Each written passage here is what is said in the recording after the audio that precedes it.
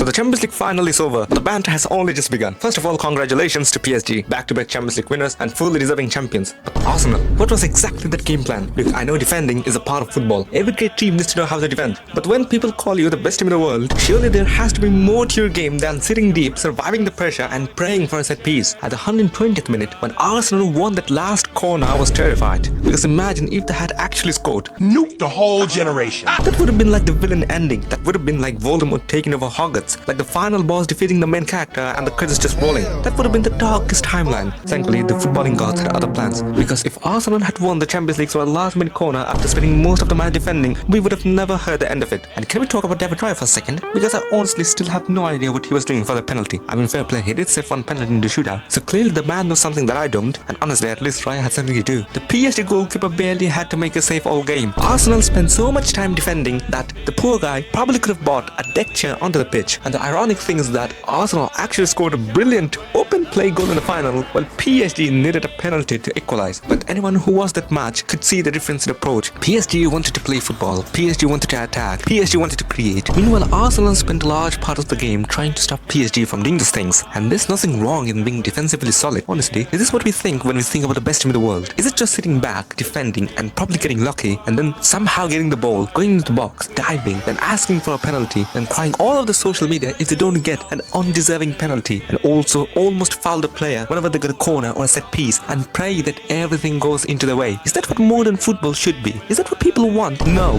That's why I'm happy that PSG won. Luis Enrique has built one of the most entertaining teams in Europe. They attack relentlessly, they take risks, they trust their players to play football. Let's not forget this. He got rid of one of the best goalkeepers in the world, so good that Pep Guardiola had to take him in his final season, and he still won the UCL without him. PSG had an absolute brutal route. They started in the playoff round against Monaco, then demolished Chelsea 8-2 on aggregate, knocked out Liverpool, survived an incredible semi-final against Bayern, winning 6-5 across two legs, and then beat Arsenal in the final. On the other hand, Arsenal had to face Leverkusen, where they won 3-1, 1-0 against Sporting, then the Rumble derby against Atletico Madrid to enter the final. Like PSG had such an amazing run into the final, while on the other hand, it was as if Arsenal was gifted this route. But at the same time, I think we should be a little bit fair and add some context. First of all, Arsenal finished higher in the league phase, so naturally they were rewarded with a more favourable bracket. That's literally how the competition is designed to work. Secondly, not every big name is equally difficult. Liverpool and Chelsea are huge clubs. Both has been inconsistent for large parts of the season. You could easily argue that teams like Atletico Madrid are sporting with tougher opponents than some people give them credit for. So while PSG had the harder route overall, I don't think it's fair to act like Arsenal was gifted a free pass into the final either. After the final whistle, some of the English clubs wasted absolutely no time to take a dig at Arsenal by just randomly posting their old Champions League for no reason. As they say, champions of Europe, you'll never sing that, you'll never sing that, you'll never sing that.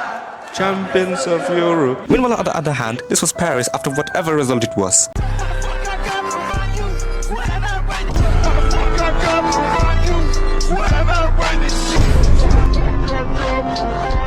This Champions League final victory could mean something bigger for Ousmane Dembele, who is a back-to-back Champions League winner. I've talked about what an incredible redemption story Dembele has had. The talent was always there. That's why Barcelona were willing to spend 140 million on him in the first place. Although to be fair, Barcelona at the time would have probably spent that amount of money on anyone with a decent YouTube compilation. Surely things have changed, haven't they? But never mind. Meanwhile, on the other hand, the dictator has fled France and is now living in Spain. Yes, this is the video about the UCL final, yet still Real Madrid are catching strays. Real Madrid used to dominate world football, especially the UCL, and ever since Kylian Mbappe has moved, they haven't gone anywhere near to winning the UCL. They haven't even won the La Liga. They pretty much won no silverware. The only silverware they ever won was the UEFA Cup final, which they qualified while Kylian Mbappe was not playing for them, which means that Kylian Mbappe has not led this team to any trophies. Meanwhile, PSG, when they let Mbappe go, there was a clear sense of void in the team. However, each and every player stepped up and filled up that void like nothing just happened. PSG have a Russian and a Ukrainian in the same team, and they still have more unity in the dressing room than Real Madrid's. And the huge reason for that is Luis Enrique. What I respect about Enrique is that he doesn't care about the status. If you're the biggest star in the world, he still expects you to run, press and follow instructions. We saw clips of him demanding more from Mbappe, and at the same time people questioned whether he was being too harsh. Looking back now, it seems clear. Enrique simply refuses to compromise his standards. That's what great managers do, whether it's dropping big names, making unpopular decisions, or taking responsibilities when things go wrong. Luis Enrique backs himself completely. He has built a team when nobody is bigger than the system, and our PSG are Champions League winners again. As for Real Madrid and Mbappe, there's still plenty of time to turn things around, but right now the contrast couldn't be bigger. One side lost his superstar and become stronger. The other gained the biggest superstar in football and still hasn't reached the height everyone expected. If PSG keeps this up, we might genuinely be talking about the team chasing 3 Champions League in a row. So let me know what you guys think, and I'll see you in the next video.